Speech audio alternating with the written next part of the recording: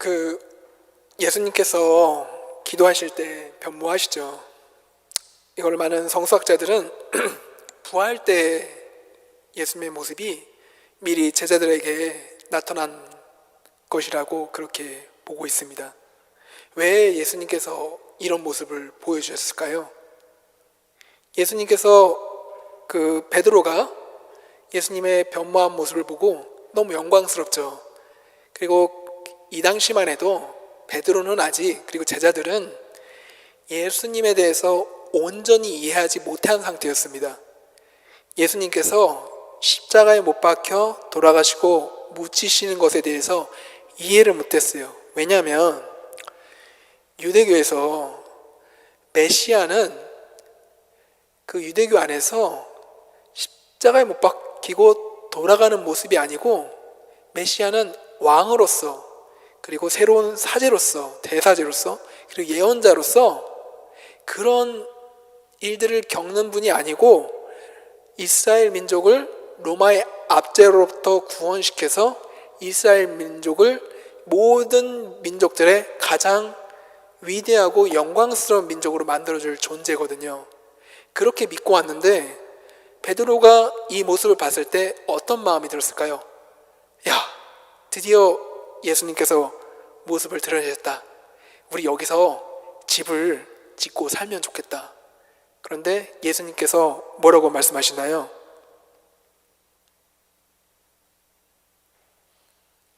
나를 따르라라고 하시죠. 여기 본문에 나오지 않지만. 그리고 다음 구절을 보면 예수님이 어디로 내려가십니까?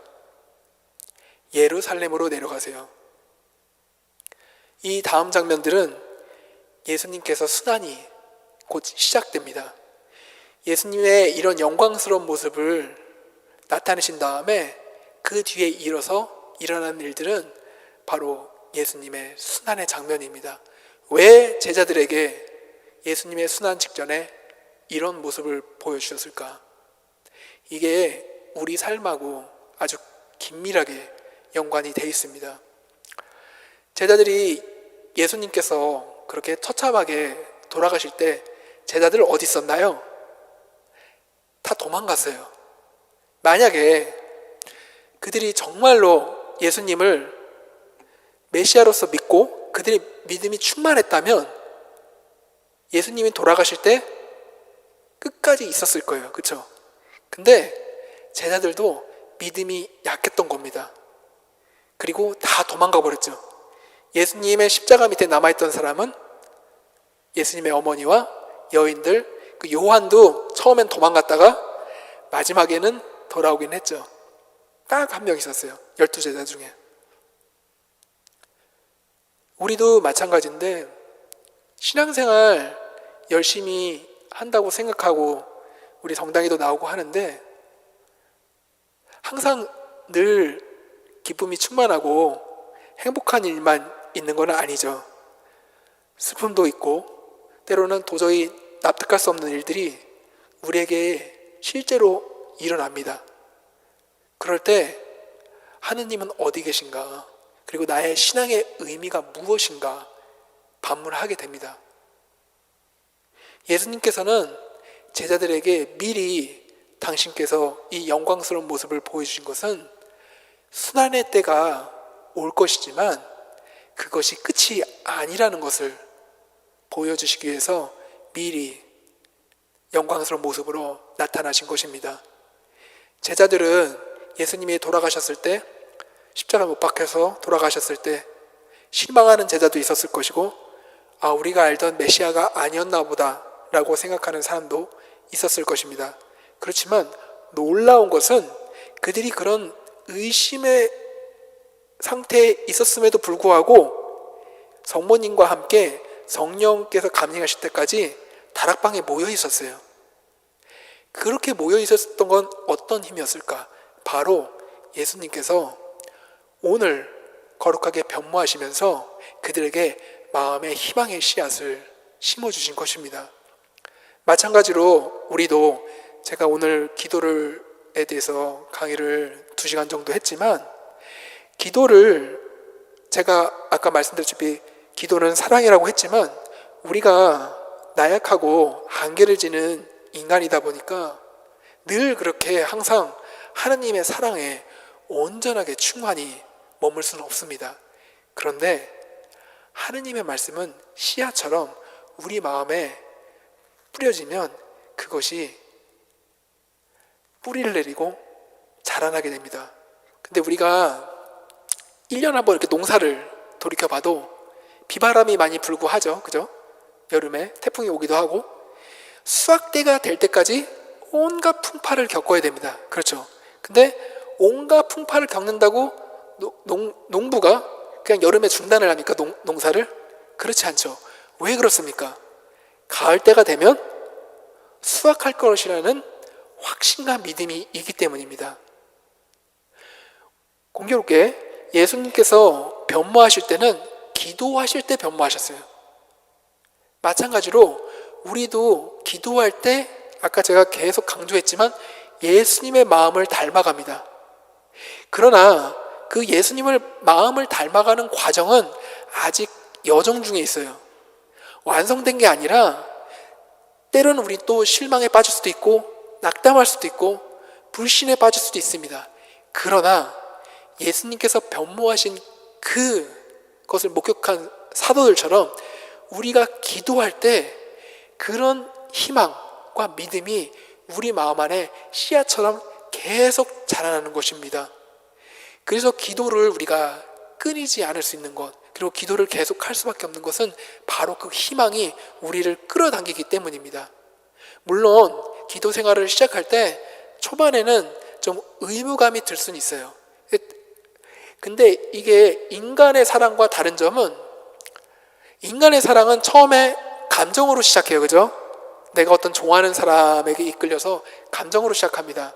감정으로 시작해서 계속해서 하다가 오랜 기간 결혼해서 살다 보면 그 감정은 식죠. 그죠? 연애 때의 감정은. 그 다음에는 의무로 살아야 될 때도 많아요. 그런데 신앙생활은 그 반대인 경우도 많습니다. 처음부터 막 사랑에 충만해서 시작하는 경우도 물론 있는데 기도할 때 처음부터 기도가 너무 좋아서 막 성체조배실에 맨날 나오고 그런 분들도 간혹 있는데 대체적으로는 의무가 좀 필요하긴 해요. 처음에. 근데 그 의무감에서라도 그 오상의 비오시민도 말씀하시죠.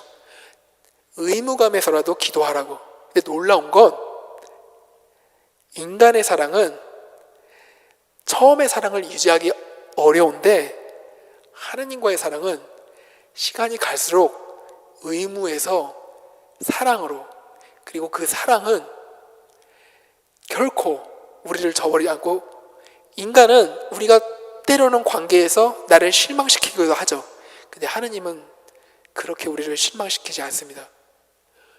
하느님의 사랑은 더욱해서 깊어지는 방향으로 나아가고, 나중에는 내가 기도를 하지 말래도 그 사랑이 나를 끌어당깁니다. 어느새 내가 성체조배실에 와 있는 나를 발견하게 됩니다. 그리고 그 기도를 통해서 지금은 내가 온전한 변모를 일으키지는 못한 상태고 때로는 죄도 짓고 또 어둠 속에 헤매기도 하지만 그 예수님께서 변모하신 그 모습대로 우리도 똑같이 변모할 것이라는 것, 그 믿음이 우리를 계속해서 다시금 성체 앞에 앉을 수 있도록, 무릎 꿇을 수 있도록 이끌 것입니다. 사도 바울께서 오늘 독서에서도 말씀하시죠. 우리의 비천한 몸을 당신의 영광스러운 몸과 같은 모습으로 변화시켜 주실 것입니다. 그러니 지금 나의 모습을 보고 너무 실망하지 마세요. 오늘 제 강의를 듣고 나는 정말 예수님 정말 사랑 안 하는구나, 아니면 나의 신앙이 부족하구나, 그렇게 낙담하실 것이 아니고 예수님께서 변모하신 것처럼 우리도 변모하는 그 과정 중에 있다는 것, 그 희망을 보시고 지금 내가 부족하지만 나도 예수님의 모습처럼 변모될 것이라는 것, 그 희망을 가지고 지금은 또 기도할 시간이 부족해서 기도도 빠뜨릴 수 있고 때로는 몸이 아프거나 내 게으름 때문에 또 걸을 수도 있지만 다시금 일어나서 언제든 때가 되면 다시 성체조배와 묵주를 잡고 열심히 기도하신다면 결코, 인간은 설령 배신할 수 있지만 하느님께서는 신실하신 분이므로 결코 우리를 저버리지 않으신다는 것 굳게 믿고 한 걸음씩 나아가셔서 이번 사순기간 아까 말씀드렸죠? 한 달만 해보세요. 잔소리 같지만 한 달만 해보세요. 정말 마음이 변화되는 거 느끼실 겁니다. 1년만 하시면 삶이 변화되는 거 분명히 느끼실 겁니다. 1년을 해봤는데 삶이 변화 안 됐다. 저한테 따져도 좋습니다. 제가 확실하게 개런티하는 건 분명히 변화되기 때문에 말씀드리는 거예요. 그냥 이렇게 그냥 이전의 삶처럼 살고 싶으시다면 그것도 선택이에요. 우리가 자유의지가 있으니까. 그런데 제가 정말 이렇게 우리 좋은 걸 보면 초대하고 싶잖아요. 마찬가지로 제가 뭐 대단한 걸 체험했다는 게 아니고 이 좋은 게 있는데 이 보물 창고가 저기 그 신부님이 디지털 천국의 열쇠까지 만들어온 이 보물 창고가 저기 있는데 이걸 사용한다는 건 아까운 수준이 아니라 정말 이 우리 영혼의 구원과 관련된 너무 큰 선물을 정말 그냥 낭비하는 거예요. 그래서 우리 신자분들의 삶을 정말 나도 좀 변화된 삶을 살고 싶다. 해보십시오. 1시간씩 안 해도 됩니다. 10분이라도 좋아요. 그냥 어떤 신자는 그냥 지나가면서 인사만 했대요. 와서 예수님 안녕하세요 하고 가고. 그랬는데 어느 날 저도 들은 얘기지만 몸이 아파 누웠을 때 예수님께서 와가지고 안녕 하고 가시더라고요. 그리고 낫다고 하더라고요. 그런 얘기가 있을 정도로 괜찮습니다. 너무 욕심부리지 마시고 조금씩 찝고 가는 수준으로 처음 시작해서 그렇게 1년을 해보시면 분명히 변화될 것이고 나중에 1년 후에 아마 우리 신부님이나 저한테 오셔서 신부님 정말 처음에는 들었을 때 긴가민가 했는데 정말 맞는 말씀이었네요 하고 그렇게 제가 단연컨대 100% 확신해서 말씀드릴 수 있습니다. 딱 지금 성주간까지 한 달 남았습니다. 이번 한 달만이라도 한번 실천해 보시기를 권해드립니다. 천국의 열쇠가 이미 핸드폰에 있습니다. 그 천국의 열쇠를 사용하시기를 바랍니다. 우리 천국에서 다 만나야죠. 그죠? 그리고 이미 천국의 삶이 여기서 시작되는 것. 그 천국의 삶을 예수님께서 병모하심으로써 우리에게 보여주신 것입니다. 함께 우리 다 같이 하나님께서 주신 선물을 잘 활용해서 기쁘게 살아가기를 이 미사 중에